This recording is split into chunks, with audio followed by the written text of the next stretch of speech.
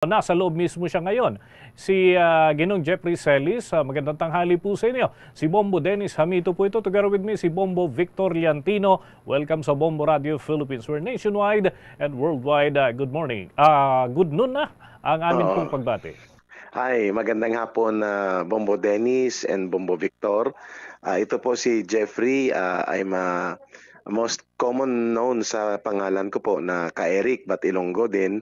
At kasama ko po sa tabi ko lang in an area, holding area namin ngayon dito sa loob ng compound ng Kingdom of Jesus Christ sa Davao Cathedral, si Attorney Torion. Kami po ay naging bahagi kanina ng frontline sa negotiation led by Attorney Torion sa naganap na paglusob ng humigit kumulang 2,000 na mga pulis, combination ng Special Action Force, Regional Mobile Forces, and mga local police sa iba't ibang bahagi ng Region 10, 11, and 13.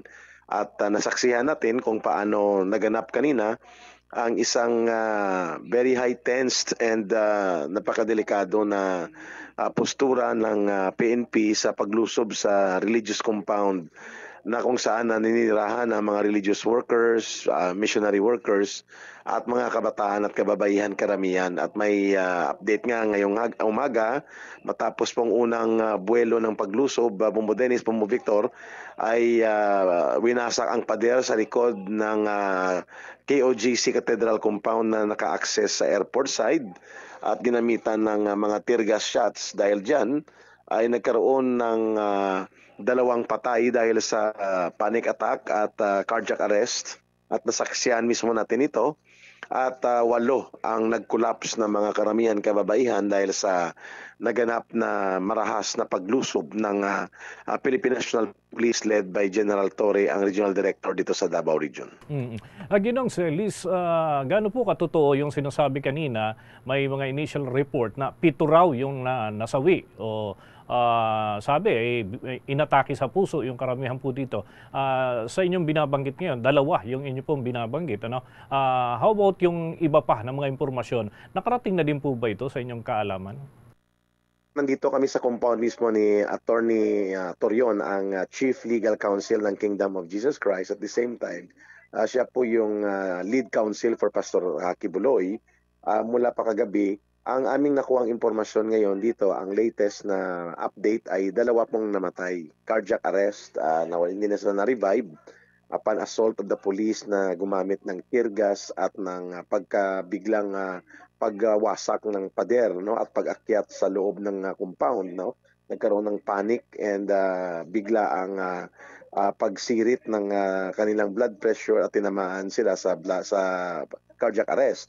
Yung 7 o 8 nitong tanghali lang ay mga nag-collapse dahil sa hyperventilation, no, na inasikaso ng mga medic and mga first responders ng Kingdom of Jesus Christ medical team. 8 po ang nag-collapse but they were revived already. I see. Okay. So malinaw po 'yon, hinimatay at hindi naman namatay yung bilang po na binabanggit po ninyo ngayon, ano. Yung 2 ang kinukumpirma ninyo na binawian ng buhay. Okay. Ginong Celis. Mayroon pa pong Bombo Dennis, Bombo Yes Victor, po. na Yes po. 2 na hindi ma-account. Isa dito engineer doon sa likod sa area ng access sa hangar ng compound ng Kingdom of Jesus Christ. Ang isa dito ay si Engineer Lito Sapanta. Kine-check ngayon kung siya ba ay nadukot o inaresto. So as of the moment na tayo nag-interview sa Bombo Radio, missing pa po ito si Lito at may isa pa siyang kasama na doon sa unang pag-attack o pag-assault ng mga pulis sa compound ng Kingdom of Jesus Christ since 5 a.m. or 4 a.m. kanina. Okay. Kayo po ay malapit din dito kay Pastor Kibuloy, ano? Kailan po ang huling pagkakataon na inyo po siyang nakausap o nakaugnayan sa anumang paraan na Ginoong Celis, at maging pwede nyo din sigurong matanong kung nandiyan si Attorney Torion, ano, Nandito makikisuyo siya sa na lamang gilid po. ko. Oo.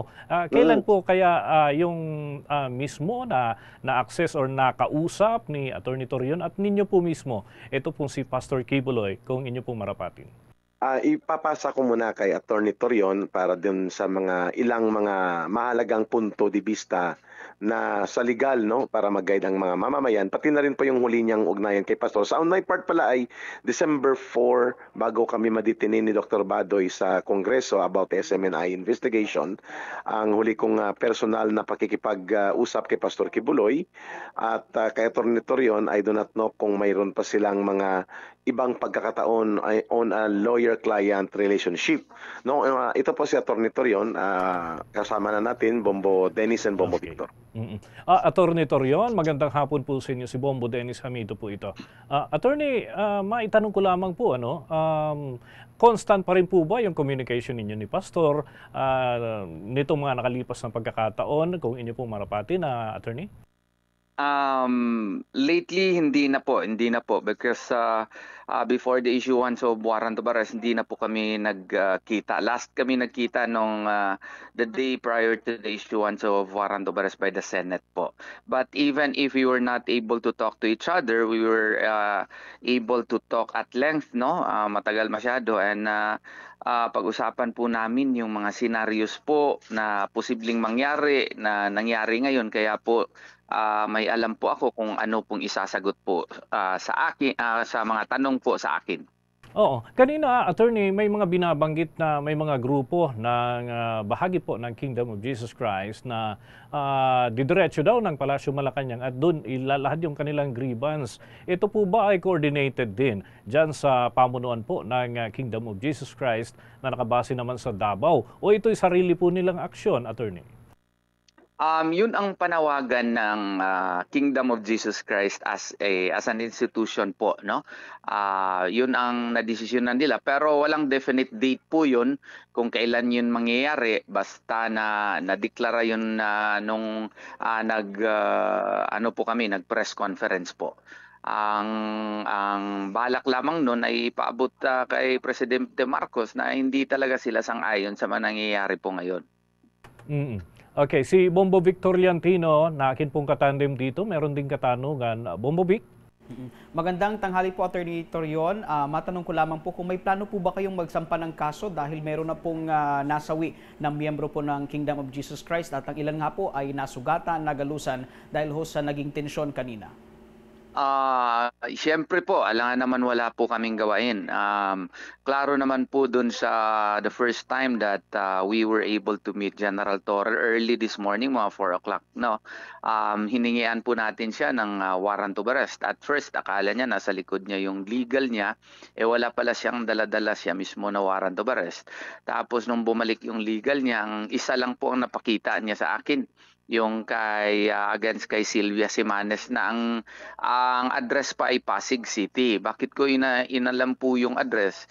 Inalam ko po yung address kasi if you have to enter into a building or enclosure, dapat naka-indicate din doon sa address po ng warrant of arrest. Ang sinabi po niya na elsewhere, ang ibig lamang sabihin doon, maski saan yung akusado, kung nakita nila, ay pwede nilang dakpin kung meron silang warrant of arrest. Pero hindi po ibig sabihin yon yung elsewhere na maski anong building po. Kung building na kasi or enclosure, dapat meron silang probable cause na nandoon talaga yung akusado, present doon, or reasonably believed to be there. Hindi naman po pwede na dahil sa warrant of arrest, maski anong building po ang papasukin ninyo. Maski nga search warrant, ang search warrant nga may requirement of specificity. Ang specific building lang ang pasukin mo, hindi lahat ng buildings. Ang ginawa kasi dito, no, napilitan kaming pumayag sa kanya kasi binigyan lang niya ako ng 30 minutes, whether will I like it or not daw, papasok daw sila. At nung sinabi natin na meron na kasing certification ng NBI na nag-conduct na silang search, so wala si pastor dito, ayaw talaga niya makinig. Ano namang magawa namin kung magpupumili talaga siyang pumasok, armadong-armado sila, ang dami pa nila. So napilitan tayong magbigay ng advice sa KOJC na buksan lamang yung gate. So nung nabuksan na yung gate, hindi namin alam na pumasok na pala sila sa likod. Hindi pumasok, pilit na sinira yung portions ng walls at nanirgas na sila. Kaya nga namatayan po dito na heart attack at saka meron na mga 8 na tao ang nawalan ng malay na rasa ospital. 5 lahat ang na heart attack. Sa kanina, before ako nakatulog, wala kasi akong tulog, may namatay na, 2 na pala ang namatay sa amin ngayon. Yung isang namatay nakita ko pa mismo doon sa main cathedral at the members of KOJC were trying to revive him pero namatay talaga. Okay. Attorney Torion, wala ba sa consideration or any kumbaga communication po sa inyo ni Pastor na pagnanais niya na mapahupa na itong ganitong sitwasyon or ikinukonsidera din niya na makipag-ugnayan na sa mga otoridad for whatever na pamamaraan, attorney? Unfortunately, wala po, no? Ang sinasabi ko lang po, karapatan niya kung ano ang desisyon niya, igagalang po natin. At ang sa amin lang naman dito ay meron pa siyang mga karapatan under the law. Meron siyang motion for reconsideration sa Department of Justice. Kine-question din namin yung validity ng warrant of arrest at saka yung information. Ito pong mga remedies na ito ay available po sa akusado. So kung ang akusado ay mag-choose to avail of these remedies, sana po'y maintindihan ninyo na sa kanya po itong desisyon, hindi po sa kanya mga abogado. At kung pinili po niya yun na desisyon, sana galangin natin. With that, maraming salamat, Attorney Torion, at ganoon din po kay Ginoong Celis sa pagkakataon na kayo po ay aming nakausap direktamente dyan sa loob mismo. Ito, teka lang, may pahabol si Bombo Victor. Bombo Vic? Attorney, last question na lang on my part, no. Nababanggit nga kanina ni General Torre na umaasa sila na mahuhuli nila ngayong araw o sa susunod na araw itong si Pastor dyan ho mismo sa loob ng Kingdom of Jesus Christ. Matanong ko lamang, Attorney, kung hindi nyo mamasamain, nasa loob po ba ng Kingdom of Jesus Christ compound itong si Pastor? Sa tingin ko wala dito Kasi ilang oras na ba sila dito? Mula alas 5 pumasok siya. Alas 12 na, 7 hours na sila dito. Ang dami pa lang, more than 2,000 people sila dito naghanap. Wala nga silang nakita. Gusto ko lang na sanang ipaabot na ang warrant of arrest hindi po lisensya na mananatili na sila dito at gawain nila na parang kanila na itong lugar. No? Gusto ko po sanang ipaabot kay General Marbil, sir. Search na itong mga tao mo dito instead na arrest warrant, search na po to every nook and crannies. Tapos na po ang trabaho nila. Kung pwede po sana, hindi pwede. Mag-demand na po kami na pauwiin na ninyo. Kasi hindi naman kaninyo po itong lugar, pribado po na lugar ito. So hindi po lisensya ang warrant of arrest na parang tratuhin ninyo na iiyon ng bahay ito at maggawa-gawa na kayo ng mga kampo-kampo po dito. Bawal naman yun, sir. Hindi naman yun ang sinasaad po ng ating batas. Huwag niyo pong gawing bahay ang KOJC compound kasi po pribado po ito na lugar at sacred po ito na lugar ng mga KOJC members po. Sana galangin ninyo. Naka-search na kayo, more than 7 hours na kayo dito. Please, pauwiin na ninyo po ang mga tao ninyo dito. Sige po. Maraming salamat, Attorney Torion, sa atin pong pagkakataon na magkausap on the air dito sa Bombo Radio Philippines habang kayo ay direkta na nandyan sa loob ng compound ng Kingdom of Jesus Christ. Maraming salamat po. Maraming salamat din, sir. Maraming salamat.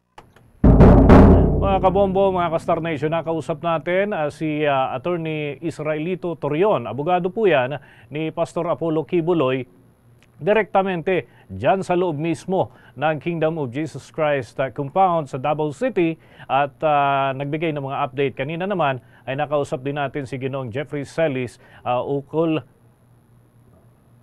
Andito pa pala si Ginoong Celis.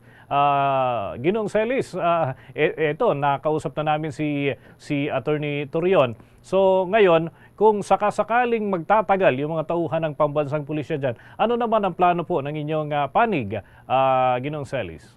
While I am not the spokesperson for Kingdom of Jesus Christ and my status is just a political commentator for SMNI program, nagkausap-usap din po kami ng leadership ng Kingdom of Jesus Christ together with their lawyers na magkakaroon po ng mga pagkilos ng direkta na nag-a-address sa presidente.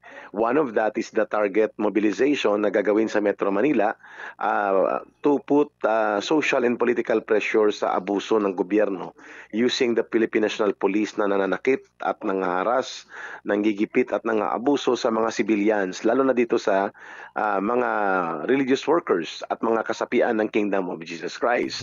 Maliban sa mga rally at mga pagkilos na yan, na gagawin sa susunod na mga araw, we expect that the lawyers will file necessary legal remedies in court. At lalo na po na ngayon habang ini-interview nyo po kami, kaharap namin dito mga almost 600 na mga pulis na nagkakampo na at illegal na nag-okupa ng religious and cathedral compound ng Kingdom of Jesus Christ na hindi ito allowed in any other legal basis that will sustain them. So yan po ang isa sa mga nakikita natin. Nagkakaroon po ng dialogo sa pamunuan ng mga government officials like maybe i-reiterate sa Senado na magkaroon po ng karagdagang investigasyon doon sa commitment ni Secretary Abalos ng DILG na hindi niya hayaan na magkaroon ng abuso o pananakit o paglabag sa mga karapatan ng mga tao na hindi naman involved dito sa tinatarget nilang pagselbihan ng warrant of arrest. At nangyari nga, may patay na 2 and 8 ang nag-collapse at nasa hospital ngayon at nawasak ang ilang bahagi ng property ng Kingdom of Jesus Christ. Now, as you are interviewing me, kami ni Atty. Torion, masasaktan ka talaga na ginawang kampo ng mga pulis ang combat at mga iba't ibang unit nila ang buong compound ngayon ng Kingdom of Jesus Christ since 5 a.m. at mukhang gusto pang patagalin ito ni General Nick Torre at ito ay lantarang mga illegal na mga actions na dapat harapin ng Kingdom of Jesus Christ at ng SMNI at ng kanilang mga legal team. Subalit nangangailangan din po ito ng atensyon lalo na sa pahagi ng DILG, ng PNP National Command at ng Presidente Marcos Jr. ang ganitong kalapastanganan ng hindi pa kilala sa private property, lalo na mga religious community ito, at pati na po sa mga basic rights ng mga tao sa pagsisilbi lamang ng warrant of arrest may namamatay dahil sa karahasan at kaguluhang dulot ng excessive and overkill na deployment ng mga pulis gamit ang kanilang puwersa. Okay. Ginoong Celis, kung may impormasyon lamang po kayo, no, prior dito po sa pagdating ng mga tauhan ng Philippine National Police, meron daw namataan na drone o unmanned aerial vehicle dyan po sa compound. Ito po ba ay nakarating din sa inyong kaalaman na Ginoong Celis? Opo, regular po na ginagawa yan ng police, no? Dito at kung hindi madaling araw ay gabi o hapon at ang mga drones na military grade talagang ginamit. At nasaksihan ko rin yan kahapon, nalipad dito ang isang Beech A-95 drone which is a military surveillance drone na gamit ng mga American military contractors. These are illegal sapagkat dapat yan ay coordinated yan sa ating Civil Aviation Authority of the Philippines at kailangan iniingatan niya na huwag yan paliparin sa mga sensitive areas such as the compound dito na may katabing airport. So ginamit po talaga yon na mga pang-surveillance sa compound bago sila lumusob para makita nila ang sector by sector deployment ng mga pulis. Totoo po yung tanong na yon na marami pong surveillance equipment and like drones or unmanned aerial vehicle na sa loob ng 2 buwan ay nagaganap na at ang nakakabahala ay pinapabayaan po ng gobyerno ni Marcos Jr. na magkaroon ng foreign military drone equipment for surveillance and intelligence operations dito sa Davao City. Okay. With that, maraming salamat po, Ginoong Celis. Thank you so much. Naging reporter na namin kayo dyan sa loob mismo ng compound ng Kingdom of Jesus Christ para updated po yung ating mga taga-subaybay mula dito sa Pilipinas. So kahit nasa lugar, Ginoong Celis, thank you so much sa pagkakataon na magkausap tayo na sa ganitong pagkakataon po. Opo, at maraming salamat din sa Bombo Radio, at habang tayo nag-uusap, nagpo-formation po ulit ang 3 platon ng pang-combat ng pulis at upang balikan ang 2 buildings dito, yung Jose Marie College, which is a school building na malaki, at yung Bible School na kanina pa nila target na hanapin ang sinasabi nilang secret bunker or dungeon of escape na sinasabi ng kanilang source. So balit ngayon ay biglang nagkaroon ng kaguluhan na lumalapit na naman ang mga armed police ni General Torre. Mukhang may order siya na halugugin pang 5 beses na ito in this day alone since 5 a.m. Mag-update ako mamaya sa inyo sa Bombo Radio kung anong kaganapan na ito. Maraming salamat for the information being shared through Bombo Radio sa ating mga kababayan dito sa malaking kaganapan ng very controversial na paglusob ng mga pulis sa Kingdom of Jesus Christ compound dito sa Davao City.